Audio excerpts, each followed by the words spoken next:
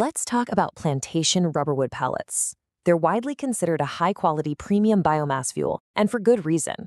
We're talking about a clean feedstock, really stable combustion, and a supply chain rooted in plantation-based sustainability.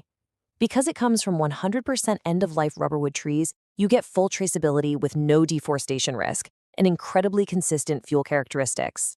It's tailor-made for modern power generation, and yet, in the market, these pellets are sometimes judged by just one single factor, potassium.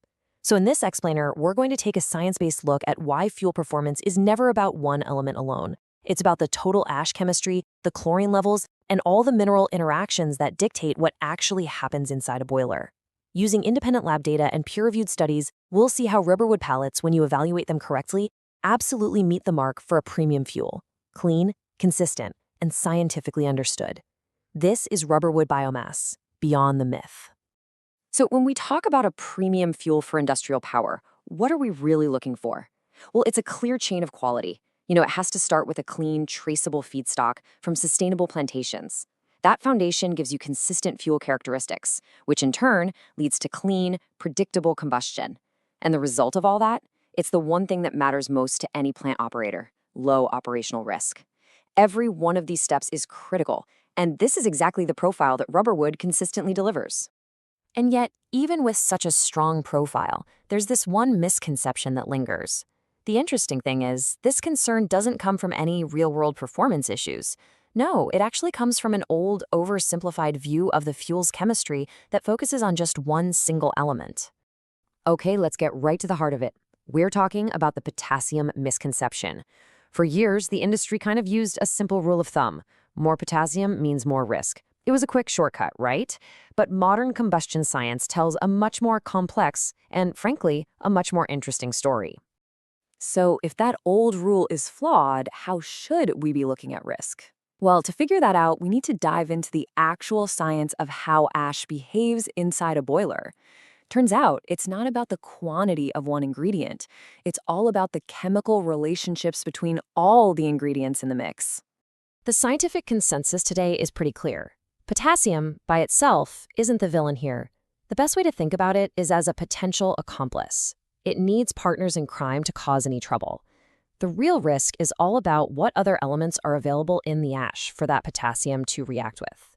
And there are two main high-risk pathways we need to watch. First, there's the corrosion path, where potassium can team up with chlorine. Now, this can potentially affect superheater tubes, but here's the key. It only happens if there's enough chlorine available. Second is the slagging path, where potassium partners up with reactive silica. This can create those sticky ash deposits we call slag. But again, it needs that reactive silica to do it. No partners, no problem. But here's where the story takes a fascinating turn. This chemical drama actually has a hero, and that hero's name is calcium. While potassium is out there looking for those troublesome partners, calcium is quietly working in the background at changing the entire dynamic. And this is the brilliant mechanism at play. It's called calcium buffering. In this chemical mix, calcium is just plain more reactive. It gets to the potassium first, intercepting it and locking it into these incredibly stable mineral compounds that have very, very high melting points. With potassium safely locked away, chlorine and silica, they never even get a chance to react. The risk is neutralized right at the source.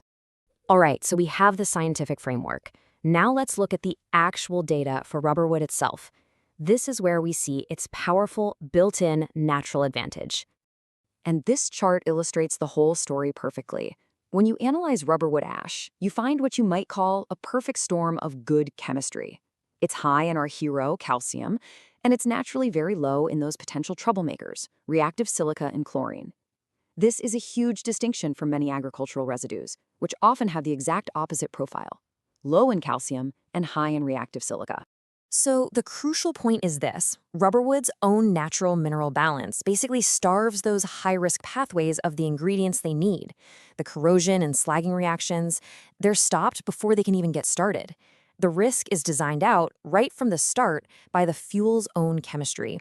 Now, the chemistry is compelling, but theory needs proof. And here it is. What you're looking at are the ash fusion temperature, or AFT, results from 3 separate independent lab reports. This test tells us the exact temperature where the ash actually starts to soften and melt. And just look at these numbers. We're consistently seeing around 1400 degrees Celsius or even higher. That is an exceptionally high temperature. Let's put that data into context, because this is what really matters. As this chart shows, a typical industrial biomass boiler operates at around 850 degrees Celsius, but the melting point of rubberwood ash, it's way up there, over 1400 degrees. That creates a massive thermal safety margin. We're talking a safety margin of over 500 degrees Celsius. In simple, practical terms, this just means that under normal operating conditions, forming that sticky, molten slag is thermodynamically improbable. The chemistry predicted it, and now the physical tests have confirmed it. Okay, now for the final piece of the puzzle. Let's get validation from the highest international authority on the subject, the International Energy Agency, or IEA. They've combined decades of data and real-world experience from power plants all over the globe, and their conclusions are definitive. First, the IEA concludes that, quote, calcium-rich woody biomasses exhibit higher ash melting temperatures and a lower slagging and fouling tendency. This is a direct confirmation of that calcium buffering mechanism that we just talked about. And second, they confirm that, quote, chlorine-poor woody fuels do not pose a significant high-temperature corrosion risk. This lines up perfectly with the lab data we saw, which, if you remember, showed only trace levels of chlorine in rubberwood. So it's not a coincidence. As you can see, the profile for rubberwood, high calcium, low chlorine and silica, and a very high ash fusion temperature, it's a perfect match for the IAE's own definition of a low-risk premium biomass. The lab data from the fuel aligns perfectly with the global consensus from the field. So, let's bring all of this together for a final verdict. It's pretty clear.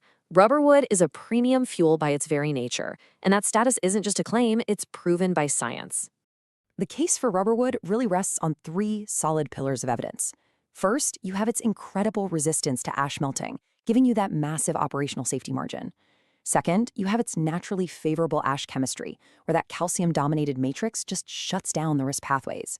And third, you have system-level validation from the IEA, which confirms that fuels with this exact profile belong in the lowest risk category.